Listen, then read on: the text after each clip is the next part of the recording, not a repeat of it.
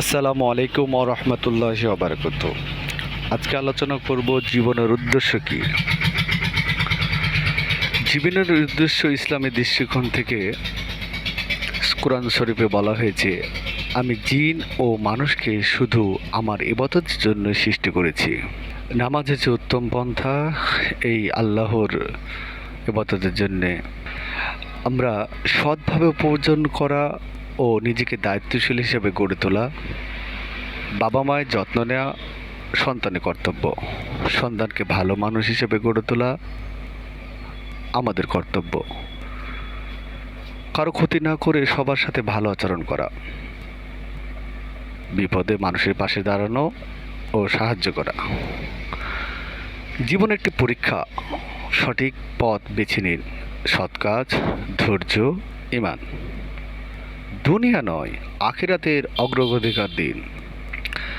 আল্লাহর নির্দেশ মেনে চলুন জীবনের মূল উদ্দেশ্য। সফলতা নয়, আল্লাহর সন্তুষ্টি হলো আসল সফলতা।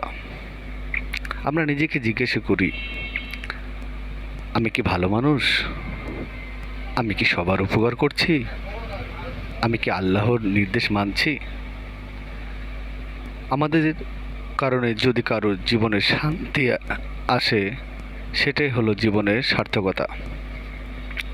আজ থেকে শুরু করি ভালো কাজ ও গড়ি সুন্দর ভবিষ্যৎ।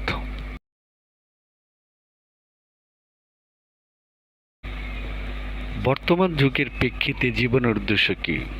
১. নিজের পথ নিজে তৈরি করা। নিজের পথ নিজেকে তৈরি করতে হবে। আপনার পথ কেউ কাউকে তৈরি করে দেবে না। অন্যকে সাহায্য করতে হবে। আপনি যে সাহায্য পাবেন এটার ভরসাটা হারিয়ে ফেলতে হবে। ২. নিজের জীবন নিজে আঁকা। আপনার জীবন আপনি কিভাবে নিজেকে গুছিয়ে রাখবেন, এটা মনের ভিতরে একটা ছবি আঁকতে হবে। তাহলে আপনি তা আপনার উদ্দেশ্য সফল হবেন।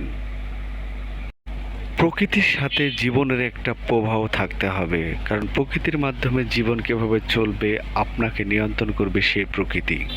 আপনার মধ্যে থাকতে হবে বৈজ্ঞানিক কৌতূহল ও আবিষ্কারের চিন্তা, কারণ আবিষ্কারের মাধ্যমে আপনারকে চিনবে নতুন আবিষ্কার, যা জীবনে বয়ে আনতে পারে আপনার চূড়ান্ত লক্ষ্য।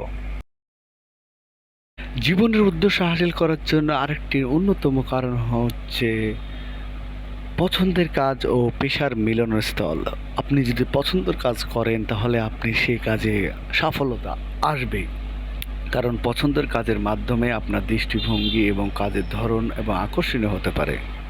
আরেকটি কাজ অন্যের কল্যাণ ও মানব সেবা। অন্যের কল্যাণের মাধ্যমে নিজের মধ্যে যে মানসিক শান্তি পাওয়া যায়, সেটা আপনি আর কোথাও খুঁজে পাবেন না।